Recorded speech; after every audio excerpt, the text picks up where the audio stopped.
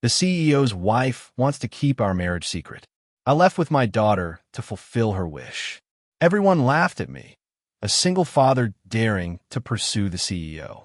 But no one knew that I had already been secretly married to her for 8 years, until my daughter was bullied at school, and the CEO's wife still chose to turn a blind eye, going for a candlelit dinner with her male secretary.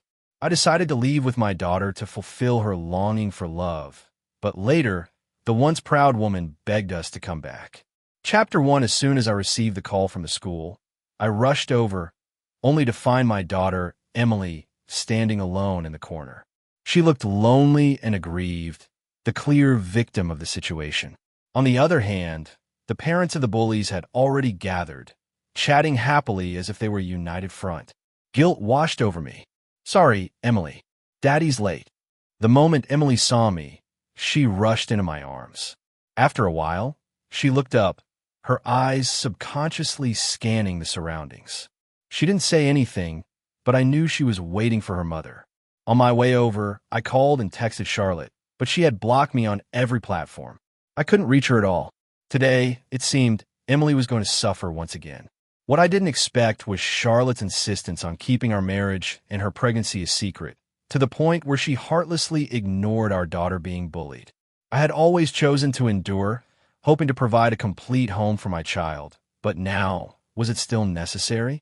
Just as I was lost in thought, the teacher came up to greet me warmly. "When will Emily's mother be here?" I felt a bit awkward. "She's tied up with something and can't come right now." The teacher's expression turned somewhat knowing after hearing that. I was at a loss for words, only able to try reaching Charlotte again. But instead, I saw a post on Daniel's WeChat Moments. The picture showed 2 hands entwined in a luxury car, with a reflection in the window showing 2 figures leaning against each other. Charlotte's face was clear, but it felt strange, like a version of her I could never see, because it was a tenderness and shyness I would never receive. The caption Daniel posted only made my heart feel even more bitter. "Turning off my phone after work. No one can disturb us. It's just me and her for a candlelit dinner. No wonder I still couldn't reach Charlotte after work. Nothing could interfere with her romantic dinner with her assistant. I can't say I'm disappointed. In truth, I'd already guessed, but still clung to the last naive hope. Now, Charlotte had put an end to that hope with her own hands. Emily was all I had left. I put away my phone and looked at the teacher with a stern face. "Teacher, Emily is being bullied at school, and I need an explanation." The teacher was friendly, but when she spoke, she firmly denied any bullying had taken place, claiming it was just a normal tussle between kids. The other parents even tried to shift the blame onto Emily. "She hit someone too. We haven't asked you for medical fees. Let's all take a step back and resolve this." It seemed like they had all coordinated their stories. I couldn't help but laugh bitterly at their shamelessness. I was about to speak up in rebuttal when suddenly, an argument broke out near Emily. The boys surrounded her, shouting, "You don't even have a mom. You're just a wild child. Then why hasn't your mom come yet?" Emily shouted back, helpless and furious, "I do have a mom. I'm not a wild child." With teachers and parents present, they all stood there with an air of arrogance. When Emily was alone at school, I couldn't imagine how bad it must have been. My heart ached, and I quickly stepped in to shield her, coldly staring at them. "I think I've understood your attitude. If you can't teach your kids properly, I'll do it for you." The parents, realizing they were in the wrong, awkwardly pulled their children closer, but still refused to admit fault. The teacher stepped in to mediate. "Calm down, Emily's dad. Let's talk this through calmly." I held back my anger, but once I had calmed down, I realized Emily had gone silent. Looking down, I saw her gripping my sleeve tightly, unable to speak, tears welling up in her eyes. I could feel her body shaking uncontrollably. She really did have a mother, but that mother couldn't be the warm harbor she needed. And worse, her mother was even used as an excuse to hurt her. Emily didn't even have the courage to defend herself. I feared staying in this environment would leave emotional scars on her, so I firmly hugged Emily, intending to take her away. I coldly looked at the others. "I won't let this go." On the way back, Charlotte's phone was still off. I angrily hung up the call, knowing it wouldn't be answered. Charlotte had blocked me on WeChat Moments, But Daniel, contrary to his claim, hadn't turned off his phone. He was still posting pictures and live streaming. The two of them were already having a candlelit dinner at a Michelin-starred restaurant. I didn't expect her to arrange a surprise for me. This watch I've been collecting for so long, and she noticed. It's so thoughtful. I love it. Daniel posted a picture of a luxury watch worth 20,000 yuan. The watch itself was eye-catching, but the background of the photo was even more so. Daniel was hugging Charlotte, his hand wearing the watch placed on her low-cut dress at her chest. It was the perfect blend of an expensive watch and a beautiful woman, seductive and extravagant. I glanced at Emily sitting beside me. She was silent, her mood downcast, no longer the lively girl she once was. For all these years, I had held on because of Emily, but I was wrong. Maintaining this dysfunctional family was doing nothing but harm to her. I had to take her away. Chapter 2. After making up my mind, I looked down at Emily and asked, "Are you unhappy at this school? After everything settles, how about we move to a new place?" Emily looked at me with confusion, then nodded, her face finally showing a hint of a smile. But she didn't know that when I said move to a new place, it wasn't just about changing schools. It was already 8 p.m., and Charlotte still hadn't come home. "Good night, Daddy." Emily came over after washing up and said good night to me. "Good night, Emily." In the past, Emily always wanted to wait for her mom to come back before going to bed. But tonight, she quietly climbed into her little bed without a word. My heart ached terribly. Though she was still small, she wasn't clueless. She probably already understood that her mother might not love her at all. I don't know why she has to bear all of this at such a young age. I waited until 2 a.m., then finally heard the sound of the door opening. Charlotte walked in, looking somewhat disheveled. "You're just getting back now?" Emily's been bullied at school. Before I could finish, Charlotte immediately showed a look of disdain. "I don't want to deal with her school issues. You handle it. Don't bother me with this. I'm exhausted from work." I stared at her in disbelief. "She's your daughter. You're just going to ignore her. I'm already taking care of her. The money and the house are mine. You two can't even manage the basics. Don't cause me trouble." I was frozen in place. Charlotte's indifferent attitude made it feel as though we were just unwanted outsiders. I lost the strength to keep talking, so I just stood there, watching Charlotte leave with obvious impatience. Wherever she went, I could follow her movements through Daniel's social media posts. Daniel's latest post was a photo of the night view from a hotel room on a high floor. The reflection in the glass showed a man and a woman, both in bathrobes, and they were sharing the same bathrobe, wrapped around both of them. I think I should be angry, but right now all I can do is laugh. I might as well compliment Daniel on his creative idea. Looking at Charlotte, she seemed like a stranger now, someone I couldn't even muster up any emotions for. The next day at work, I handed my resignation letter to my boss. The boss looked at me in surprise, clearly not expecting me to resign. After all, to them, I was just a delusional single father chasing after the CEO, hoping to marry into wealth. Back at my desk, Charlotte surprisingly called me to her office. When her secretary came to call me, she had a somewhat amused look on her face. It wasn't just her. On my way there, I could feel the stares of others. The CEO called him to her office personally. Maybe he's pulling some trick to grab the CEO's attention again. Finally, they all concluded with a remark, "Out of his league." The mocking words reached my ears, and I held the document in my hand, my expression still calm. For all these years, Charlotte had hidden her marriage and child, deliberately avoiding suspicion. Whenever she saw me at work, she acted as if I were invisible, never allowing me near her during work hours. She would even block me on WeChat, preventing me from contacting her. At the time, I didn't understand. I asked her for a reason, and she casually threw out, "I'm worried about our messages being seen by others," then kicked me out. When Emily was 3, I got a call from the nanny. I rushed to Charlotte's office when I heard Emily was sick. "Emily's sick. Come with me to the hospital." Before I finished speaking, I realized there were several people in the office. Charlotte had just been in a meeting. She glared at me, her face dark, almost exposing her hidden marriage. Her gaze was so cold it could have killed me. I ended up going to the hospital alone. Afterwards, I heard people at the office gossiping about my relationship with Charlotte. Some of the bolder ones came to ask, Why did the CEO go with you to the hospital when your daughter was sick? What's your relationship with her? I hesitated, unsure how to explain. But before long, their expressions shifted to mockery. It turned out Charlotte had issued an official company statement, saying that I had been pursuing her in private. She claimed to be deeply disturbed by my behavior. The statement warned me to stop damaging the CEO's image and reputation and to cease any further harassment. Everyone at the company knew I had a daughter. From that moment on, I became the laughingstock in everyone's eyes, a single dad daring to pursue the female CEO. At that time, Daniel had just graduated from college and started as an intern in the company. His good looks quickly attracted attention. Charlotte had taken an interest in him.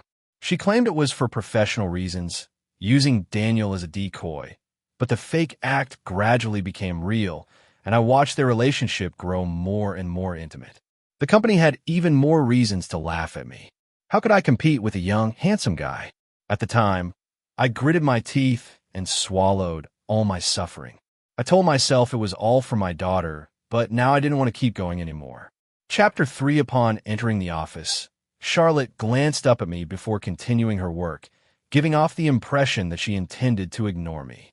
I turned around, ready to leave, and Charlotte immediately stopped me. Your temper is getting worse. Just because I asked you to wait a bit, you're throwing a tantrum. I looked at her calmly.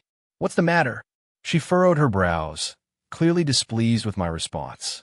She wanted to snap, but decided to get down to business first. I heard about Emily's situation at school. Let's just forget about it and move on. I was so angry that I laughed. I looked at Charlotte in disbelief. Your daughter was bullied because of you. Those kids called her a wild child with no mother. Did you know that? No, you didn't, because you didn't even show up yesterday. Now you want me to let it go and not pursue the bullies.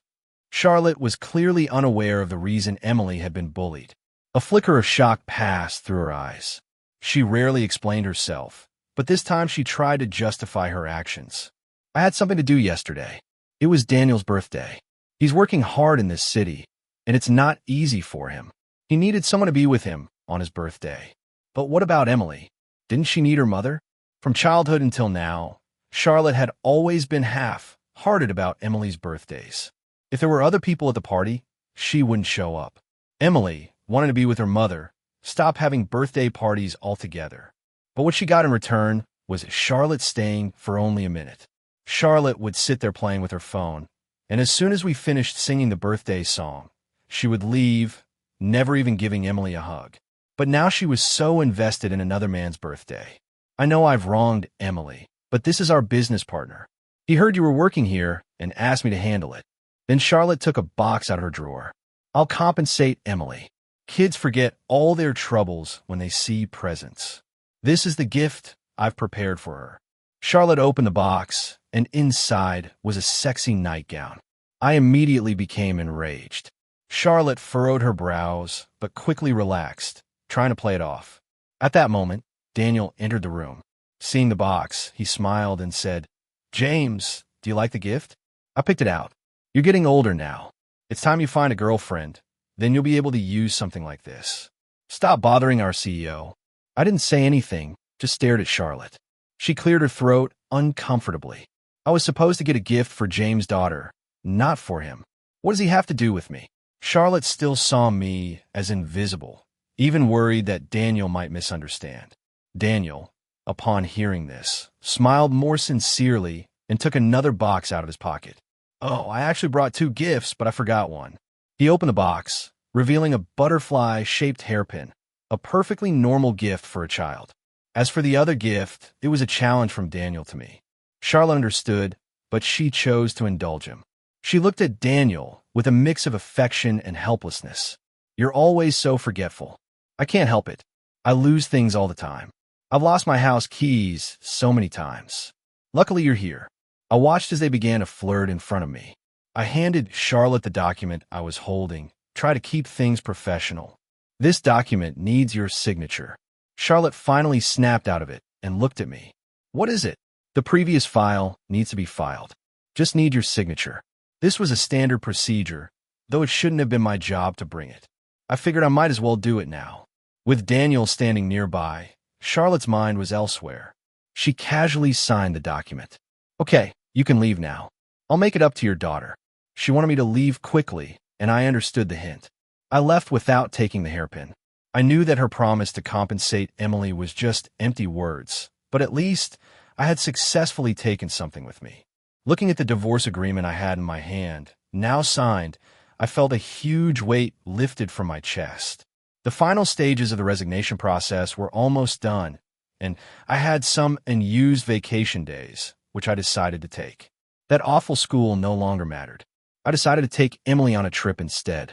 Emily, who had been showing signs of depression, finally started to smile again with my company. That gave me some peace of mind. The offer from the overseas company had already come through, but I still didn't know how to explain the divorce to Emily. Once everything was settled, that's when I'd truly be at ease. I heard the amusement park was having a float parade event. I took Emily, who was dressed up as a little princess, and we were among the first to enter the park. While waiting, we enjoyed almost every ride in the park. Kids have so much energy, she almost wore me out. Fortunately, the parade started and it captured her attention.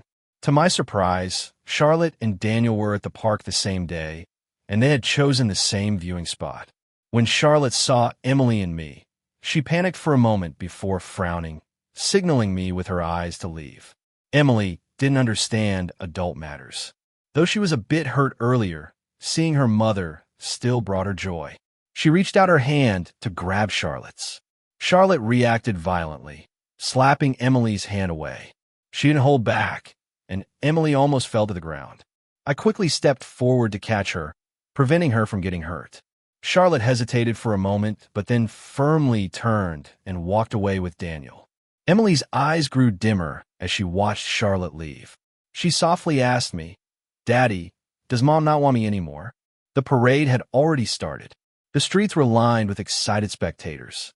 One after another, animated-themed floats rolled by, with performers in colorful costumes waving to the crowd. But Emily and I lost all interest. I crouched down, looking into Emily's sad eyes. I spoke clearly, word by word. "Emily, not all mothers are good mothers. It's not your fault.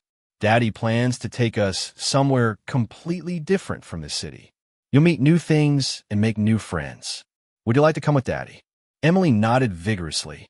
"As long as I'm with Daddy, it's okay." With the applause and cheers around us, I hugged Emily tightly. I was saying it to her, but also to myself. We're going to a brand new life. Chapter 4. Not far away, Charlotte and Daniel found a new spot, but Charlotte seemed a little distracted. Had she been too harsh earlier? She still hadn't made good on her promise to compensate for the previous incident. She anxiously looked over at the spot where Emily and I had been sitting earlier, as if she could still see the backs of the two of us leaving. A sense of panic suddenly surged in Charlotte's heart, as if something was slipping away from her. Without thinking, she instinctively wanted to chase after us. "Charlotte, what's wrong? Where are you going?" She was about to move, but Daniel's voice stopped her. Charlotte snapped out of it. What was she about to do? She couldn't bring herself to say she wanted to check on James and Emily instead. She pulled back her foot. It's nothing. She'd look for them later when she got home. After all, James and Emily would still be there. Today's events were still related to the school situation, and she would make it up to them. Emily's birthday was next month, wasn't it? This time, she would make sure to spend it with Emily. Thinking this, Charlotte's previously tense body finally relaxed. Daniel took her hand to lead her to the next activity, but Charlotte suddenly remembered that James and Emily might not have left yet. They could be nearby. Before she knew it, she had let go of Daniel's hand. "What's wrong?" Charlotte opened her mouth, but no words came out. Once again, she was speechless. Whenever it came to James and Emily, it seemed she could never face them honestly. She had no interest in continuing the fun anymore, but Daniel hadn't started having fun yet. He was planning to ride the roller coaster and pulled Charlotte along with him. She frowned, wanting to refuse, but couldn't resist Daniel's pouty look, so she compromised. Charlotte's mind once again flashed to James and Emily. James and his daughter always put her first. The time spent with Charlotte was precious, so if they made Charlotte happy, maybe it would extend their time together. At that moment, they couldn't afford to be willful. Whether it was food, gifts, or anything else, they needed to make sure Charlotte liked it. This was the method James had figured out. Emily, on the other hand, simply wanted to please her mother. Naturally, Charlotte had to admit that this kind of interaction with Emily made her feel comfortable. Emily was well behaved. As soon as she showed the slightest hint of unhappiness, she would immediately apologize and try to change. She was such a worry-free child. Amusement parks, however, were filled with children. The noise, the shouting, the rough housing, it all made Charlotte feel irritable. If Emily had been this willful and noisy, Charlotte wouldn't have wanted to spend even a second with her. Not far away, a little girl insisted on buying a giant stuffed animal. Her mother refused, but the girl threw herself on the floor, throwing a tantrum. Charlotte's brows tightened. The girl's mother looked helpless as she negotiated with her daughter. In the end, she bought a more reasonably sized stuffed animal. The storekeeper said, "Your daughter is so lucky to have such a good mother." The mother wasn't impressed. "She'll grow out of being spoiled. I'll indulge her now, and what's wrong with that? Kids are just naughty. They should act like kids. Kids acting like kids." Suddenly Charlotte remembered the rare compliment she'd given Emily. Right, she's like a little adult. Emily had been trying hard to be the little adult that would please her, but wasn't that something a child shouldn't have to be? Emily didn't act this way around James. The whole afternoon, Charlotte's mind was consumed by thoughts of Emily and James. By the time the day was over, she was lost in her thoughts. Daniel, feeling somewhat disappointed, said, "You're here to have fun, but you've been daydreaming the whole time. I haven't had enough fun. You owe me. I saw a pair of sneakers I like. I'll send you the link. Buy them for me." Spoiled, childish. A few words jumped into Charlotte's mind. So it wasn't that she couldn't tolerate these qualities. It was just that the person was different. She was taken aback by her own thoughts. But that was her daughter. Although from the very beginning, she hadn't looked forward to Emily's arrival or to this marriage. James had saved Charlotte's grandfather's life. Her grandfather liked James so much that he even wanted Charlotte to marry him. James was gentle, responsible, and attentive. There was nothing wrong with him, but this marriage, Charlotte had never wanted it. It felt like chains imposed on her. She had absolutely no intention of showing James any kindness. She didn't even want him to touch her. But then one night, after drinking, something unexpected happened, breaking her plans. Charlotte had been furious. She hadn't expected James to be that kind of person, but in the end, what was supposed to happen happened. She gave birth to a child but never wanted any contact with James again. Now Charlotte had reached the present, and she'd never felt that she had done anything wrong. But now, for the first time, Charlotte felt a sense of confusion. Had she done something wrong? Before leaving the amusement park, Charlotte bought the largest stuffed animal in the store. Daniel naturally assumed it was a compensation gift for him, and his face immediately showed dissatisfaction. "I'm not a child anymore. I came to the amusement park just to join the fun. I don't want this cheap stuffed animal. I want those sneakers. If you don't buy them, I won't talk to you." Charlotte furrowed her brows, feeling a bit stung by Daniel's words. Chapter 5. If Charlotte were to reflect on what she had done wrong, it was probably that she had indulged Daniel too much. That's why he was so bold and carefree in front of her. But today, Charlotte simply didn't have the energy to deal with him. So, she went ahead and bought Daniel the pair of sneakers worth 100,000 yuan. Then she arranged for a courier to send the stuffed animal to their home. Would Emily like it? For the first time since becoming a mother, Charlotte had such expectations. She wanted to see Emily's smiling face. James would probably be happy about this too, right? Lately, James had been pushing back against her, thinking she didn't care enough for Emily. She had to show James that he was wrong. She did care about Emily. Thinking this, Charlotte's mood lightened a bit. Daniel was thrilled with his new sneakers. He walked over, hugged Charlotte, and tried to kiss her. Before Charlotte's mind could process it, her body reacted. First, she pulled away from him. Daniel paused, his face instantly falling. He purposely moved far away from Charlotte, sitting quietly and staring out the window. A wave of irritation rose in Charlotte's chest. She ignored him completely. That evening, Charlotte locked herself in the study to handle some work. There was a project that needed to be wrapped up but she still didn't have all the materials. Only 3 more days left, and it still wasn't ready. Are you just sitting around doing nothing? It's been almost half a month, and you still haven't prepared these materials. If you can't handle it, just quit. Charlotte snapped, speaking into the phone with her secretary. The secretary stuttered and finally admitted that the material task had been assigned to Daniel. Daniel had always bypassed the hierarchy and communicated directly with Charlotte. The secretary assumed Daniel had already sent her the materials. Charlotte felt a headache coming on. They were in the same house, but instead of confronting him directly, Charlotte decided to message Daniel on WeChat. She sent the message, but a red exclamation mark appeared. Daniel had blocked her because of what happened earlier in the car. Charlotte's face darkened as she walked to the living room. Daniel was playing a game. When he saw her, a smile appeared on his face but quickly faded. "The project materials now," Charlotte said in a professional tone, standing not far from him. Daniel, expecting an apology, instead jumped up. "Aren't you supposed to apologize first? You're asking me to work overtime late at night. That's your job. I assigned it to you half a month ago," Charlotte replied calmly. Daniel's face stiffened. "I'll get it to you tomorrow," he said, avoiding her gaze.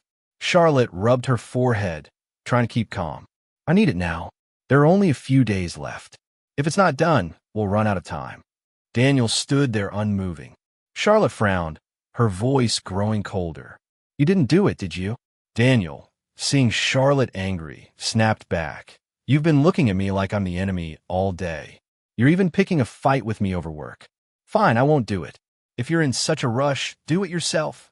With that, Daniel grabbed his jacket and left, slamming the door behind him. Bang!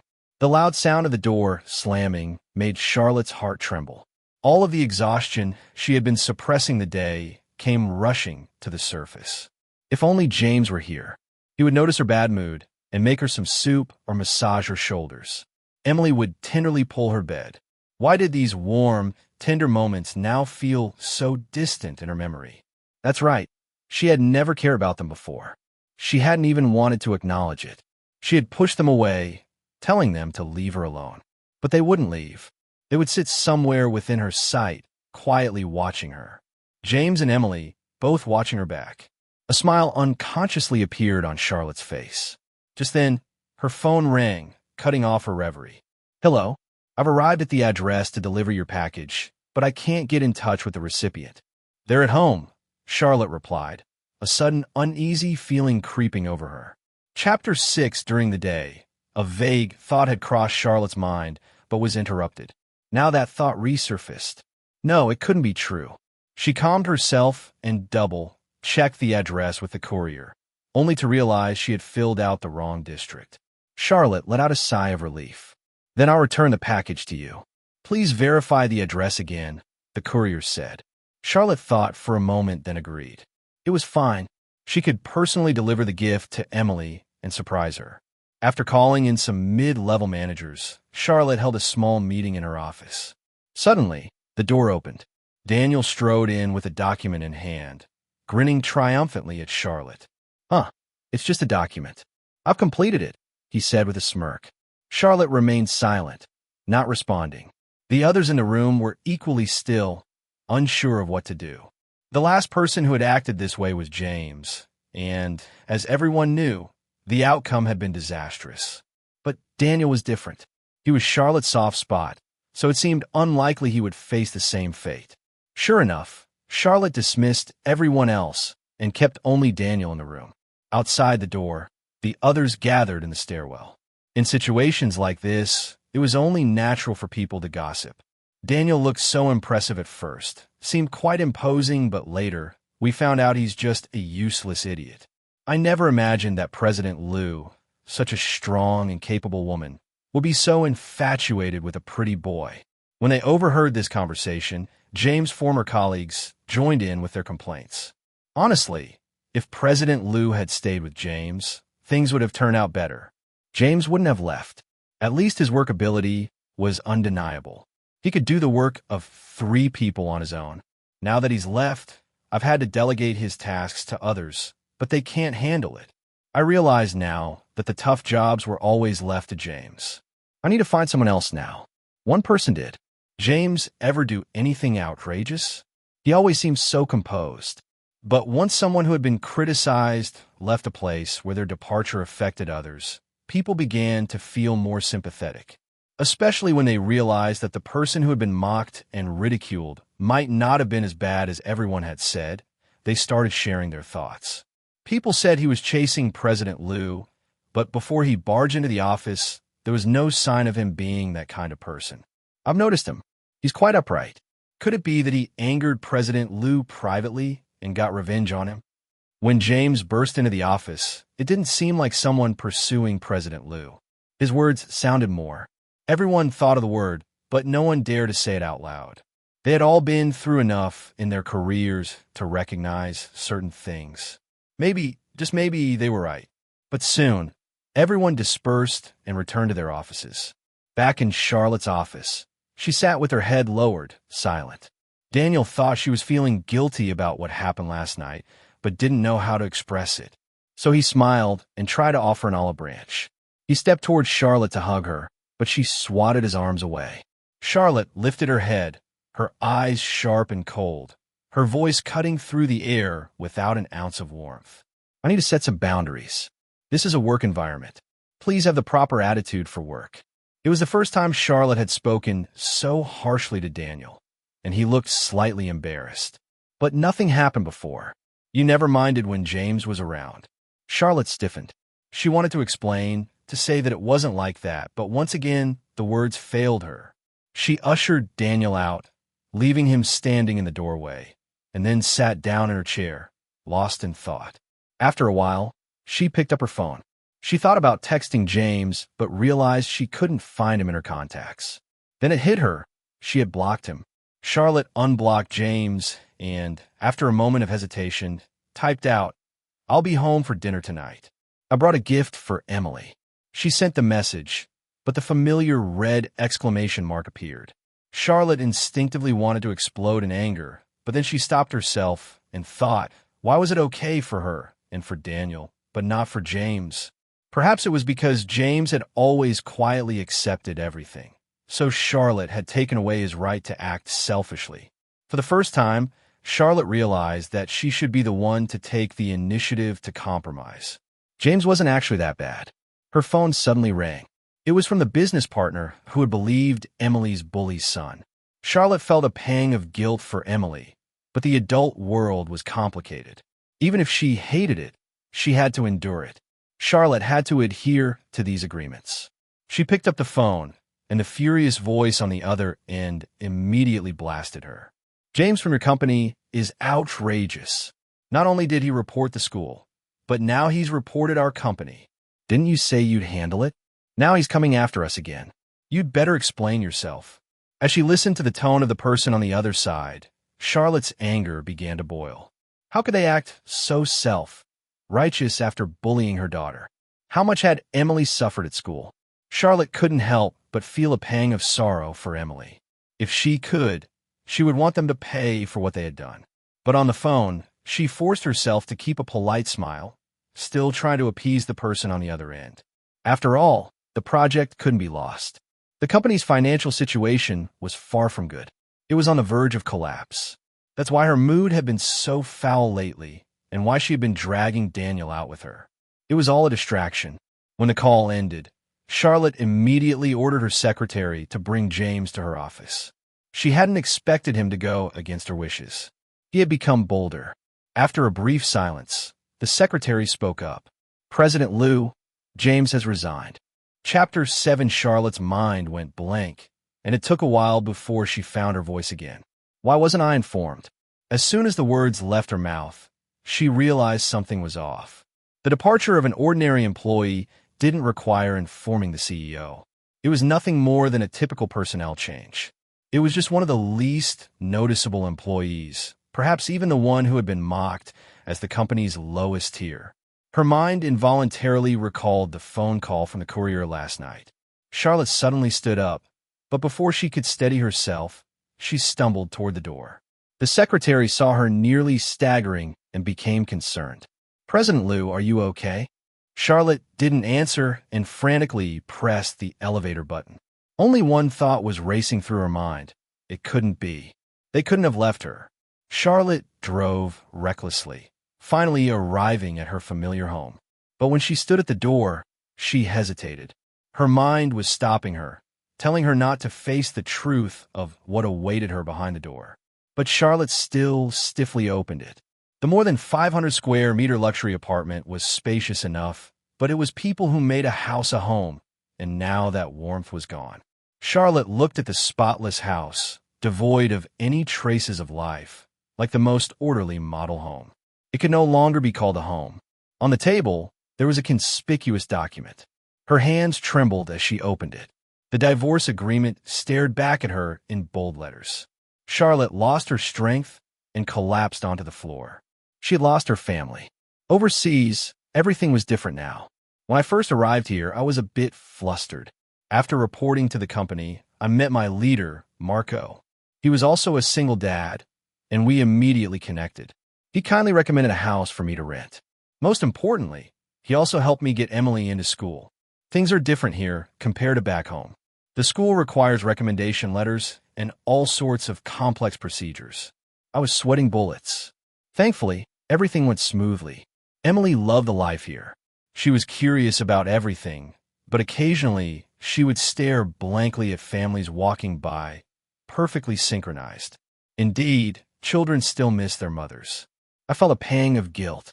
Was it wrong to sever Emily's connection with Charlotte like this? But then, Emily suddenly turned to me and said, "Dad, can I have that Barbie doll? I see all the other girls have one." I couldn't help but laugh and cry at the same time. "Wait until I have a day off, and I'll take you to buy it. Your birthday is next week. I'll buy you anything you want, and I want an Elsa princess dress." Emily boldly made her wish. I waved my hand in approval. "You have the best dad in the world." Emily happily jumped into my arms and cuddled close. She seemed even more cheerful here than she was back home. The pressure from the family environment back there had certainly affected her to some extent. Children are never as naive and unaware as parents believe them to be.